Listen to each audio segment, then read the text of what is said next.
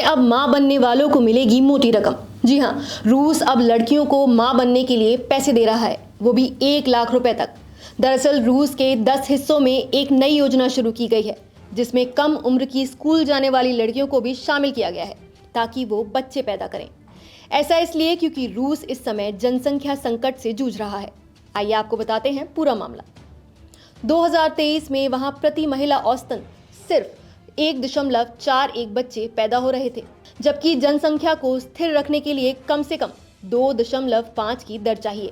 रूस दुनिया का 9वां सबसे बड़ा देश है। 14.3 करोड़ की आबादी में पुरुष सिर्फ 46.7% हैं। देश में महिलाओं की संख्या ज्यादा है, लेकिन जनसंख्या घट रही है और बूढ़ी हो रही है। इसी संकट से निपटने के लिए रूस प्रोनेटलिस्ट पॉलिसी चला रहा है, यानी ऐसी नीतियां जिनसे लोग ज्यादा बच्चे पैदा करें। इतना ही नहीं, जो महिलाएं 10 या उससे ज्यादा बच्चे पैदा करती हैं, उन्हें मदरहुड मेडल और 10 लाख रुपए तक का इनाम भी दिया जाता है। इस मामले का एक और पहलू है। राष्ट्रपति व्लादिमीर पुतिन का मानना है, बड़ी आबादी बड़ी सेना।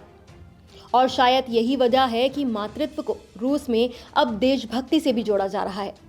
रूस यूक्रेन युद्ध में अब तक 2.5 लाख से ज्यादा रूसी सैनिक मारे जा चुके हैं और लाखों पढ़े लिखे युवा विदेश पलायन कर चुके हैं। हालांकि रूस में ही इस नीति पर विरोध भी हो रहा है, लेकिन सरकार पीछे नहीं हट रही। 2024 में एक नया कानून पास हुआ है जो लोगों की सिंगल रहने या सिर्फ करियर पर ध्यान देने के लिए प्रेरित करने वाले विचारों पर रोक लगाता है। इससे रूस की जनसांख्यिकी स्थिति और बिगड़ गई है, खासकर युवा पुरुषों की कभी। इसी वजह से स्कूल में पढ़ने वाली लड़कियों को मां बनने के लिए पैसे देने का फैसला लिया गया है, जो कि दुनिया भर में विवादित है। रूस में निजी क्लिनिकों में गर्भपात पर कई तरह की रोक लगाई गई है ताकि महिलाएं आसानी से गर्भपात ना कर पाएं। आपको बता दें कि ऐसी नीतियां लाने वाला रूस अकेला देश नहीं है। दुनिया के कई देश अब जनसंख्या बढ़ाने के लिए पैसों का लालच दे रहे हैं। यूरोप के कई देशों जैसे हंगरी, माल्टा और पोलैंड में भी इसी तरह की पाबंदियां देखी जा रही हैं। हंगरी में 3 से ज्यादा बच्चों पर टैक्स छूट दी जाती है। पोलैंड में हर महीने हर बच्चे पर 11,000 रुपए की मदद दी जाती है। तो वहीं अमेरिका में ट्रंप ने हर बच्चे पर $5,000 का प्रस्ताव दिया था। सिंगापुर में भी सरकार तीसरे बच्चे पर 6 लाख रुपए की मदद देती है। लेकिन सच्चाई ये है कि सिर्फ पैसे या स्कीमों से जन्म दर में तेजी नहीं आती। लोगों के फैसले सामाजिक और आर्थिक कारणों पर निर्भर करते हैं, जैसे महंगाई, करियर, बच्चों की परवरिश की जिम्मेदारी और भविष्य का भरोसा।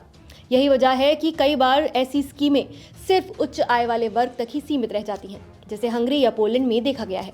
इसी सिलसिले में स्पेन में इमिग्रेशन पॉलिसी को आसान बनाया गया है ताकि लैटिन अमेरिका से स्पेनिश भाषी लोग देश में बस सकें और जनसंख्या बढ़ाई जा सके।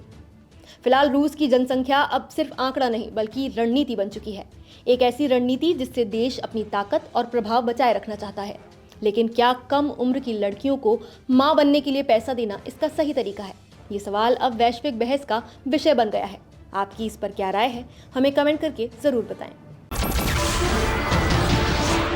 नमस्कार, मैं हूं मानक गुप्ता। अगर आपको हमारा ये वीडियो पसंद आया हो तो इसे लाइक और शेयर जरूर करें। और हाँ, हमें सब्सक्राइब और फॉलो करना ना भूलें ताकि आप देश और दुनिया की कोई खबर मिस ना करें। तो जुड़े रहिए हमारे साथ और देखते रहिए न्यूज़ 24।